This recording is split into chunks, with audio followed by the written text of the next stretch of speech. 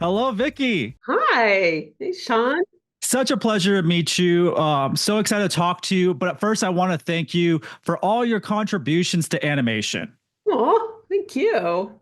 I absolutely love Spellbound, and I'm stoked that Netflix has been focusing a lot on animated films the past few years. And I feel like the quality keeps getting better and better, and the focus is really great on it. And I'm super excited for what Netflix is doing for all us animation fans because Yay. it's a genre that needs more love. I feel like. Yeah, yeah, yeah. It's certainly well, I think people love the medium and we can tell any story in it. So, um, treating it like a real film, and not like a second cousin is just been really gratifying. Yeah, I love everything that's been coming out, just like Spellbound, which combines adventure, magic, and family. I want to know, how did all of you approach crafting this magical world? And were there any specific influences or inspirations that shaped the kingdom's unique look and feel? Yeah, yes, just from, creating the world, that was a lot of fun. And because, the story, well, we were going to animate in Madrid. The initial idea for the story was called Split at the time, was, created by a couple of artists and writers in Madrid, in Spain, at the company that we ended up buying and making Skydance Madrid. And there was some early artwork done, but it was all very familiar, right? Very fairy tale, Anglo looking, princesses with cones on their heads and stuff like that. And I thought, you guys are here in Spain. You know, there's such a rich visual history here that we could tap into that hasn't been, you know, looked at and then made fantasy world, So um, that was really fun. So we found like early Spanish influences of like the Moorish archways, the rounded dome-like roofs, and the clothing, um, that kind of stuff. And when we started working with music, I wanted for sure for Alan to think about these kinds of themes and how to pull all of that in. Elian's dress is, it's architectural and super wide and influenced by the early Spanish royalty, the giant dresses these women would wear. But how to make it work in animation was, of course, a lot of fun to figure out. And she's not in it all the time. It's kind of something you can take off and put on. So yeah, it was really exciting to start there and then evolve the fantasy world, like take this tree and grow it, inside of circular Niagara Falls kind of thing. And with the architecture, you can't tell what's grown by the tree or guided by the gardeners or carved or something. It's just very organic the way the design and the tree work together. Yeah, y'all built something really unique, really beautiful. And you've worked on iconic animated films like Shrek, but how has your approach to storytelling evolved over the years? And what new creative challenges or opportunities did Spellbound present? Well, in this case, it's talking about the meaning of the story from the get-go, that the story had something it needed to say. It was very clear about the the core of the story. Um, and that was unique because I had worked on movies that, yeah, there was an idea, um, but like with Shark Tale, I love Shark Tale, but the sort of the message of that was you can't live a lie, which is very tricky because it's very um, it's like a Grimm's fairy tale, it's cautionary. So it's to use like, I don't know, edutainment speech. It's not very aspirational, right? It doesn't feel inspiring. It feels cautionary. So it made things challenging on that movie to find the right tone. And ultimately we got more of an upbeat kind of vibe to the message of the movie. But knowing what the movie is about, there's this old saying I remember they used to tell me when I joined DreamWorks, like, the movie will tell you what it wants to be about. So it's kind of like you come up with a great world that you design first, like, oh, let's tell a story about this, about, um, trees that come to life or something, but not knowing what you're going to say with them.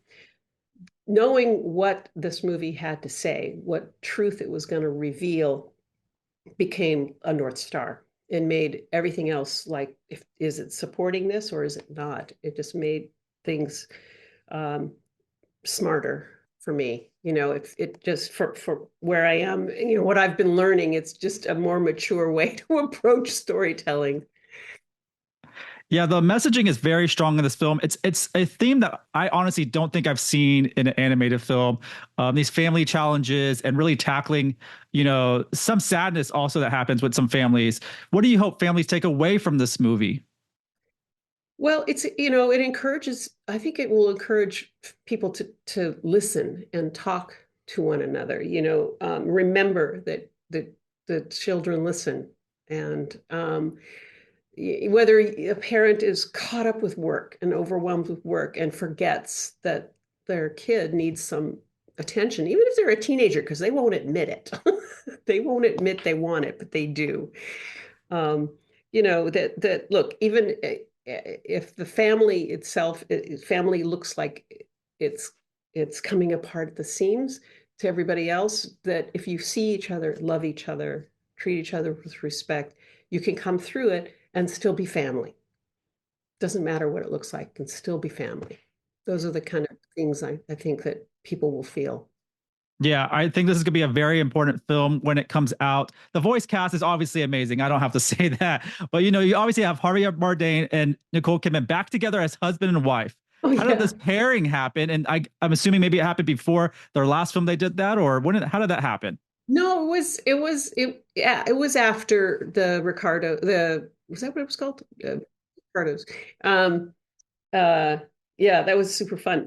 Well, it really was based on who they are. They're amazing actors, and we're just aiming for the stars, right? Meaning going for the height of talent rather than like big name celebrity. They are those people for a reason. Super happy and lucky that they both said yes. Javier, I think we got to him first. And then and not that long after that, Nicole. And yeah, it was just great that they both wanted to do it.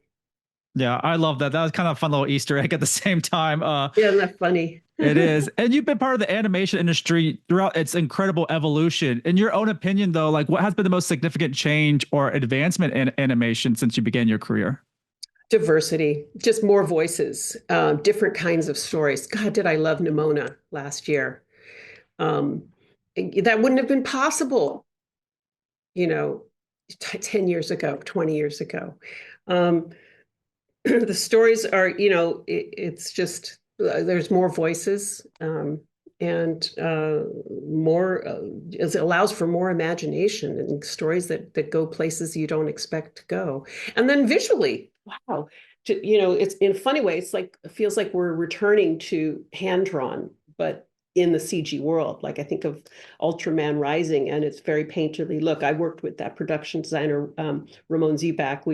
We were both painters together on Ren and Stimpy, and we've taken turns working one for the other, both painting and to see that he could get a painterly look into that movie was great. And then, the groundbreaking visuals of the first Spider-Man. And so in a funny way, it's coming back to the hand created and not the CG is really interesting too. So I'm very excited about where we can go. Yeah, and I'm excited that Netflix is really pushing it too. You just mentioned Ultraman Rising. All those people over there, that part of that team, are fantastic. What a film that is! But did you have a favorite cartoon or animated film yourself as a child that inspired your journey to the world of animation and filmmaking? Yeah. Yeah. Well, for me, it was Bambi. I mean, I had always drawn and painted and wanted to be an artist, but seeing Bambi as a little kid, it was like seeing a painting come to life. And I was immediately attracted to that. I didn't want to be an animator. I just wanted to paint things like I was seeing in that movie. And Pinocchio, the same thing, but Bambi especially, because I don't know, I loved it. I love animals, and it was just it's yeah. I never thought I'd get to work on anything like that. So it took a while to get there. I had to go through the He-Mans and the Smurfs.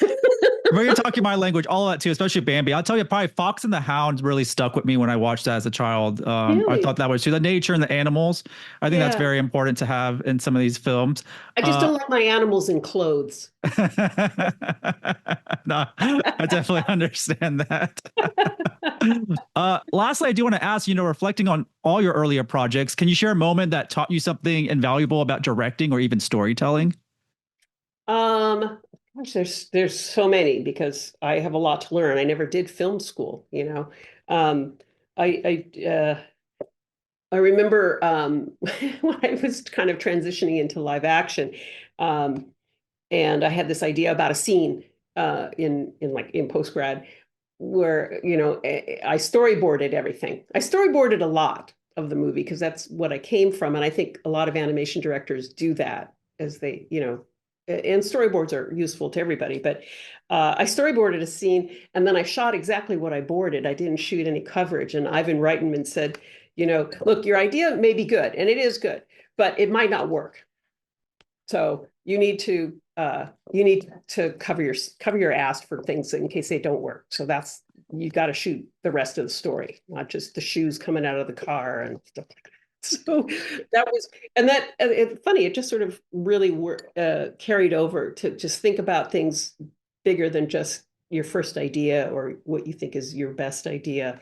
Is just to be more open to other possibilities. And I think I work that way with everybody now, with story artists, with actors, is just a lot more open to ideas.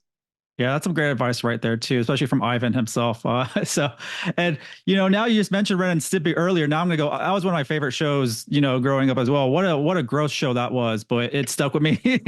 And so It's now, also very moving. I worked on Son of Stimpy. Do you remember that one? yeah, Or we affectionately call Stimpy's first fart.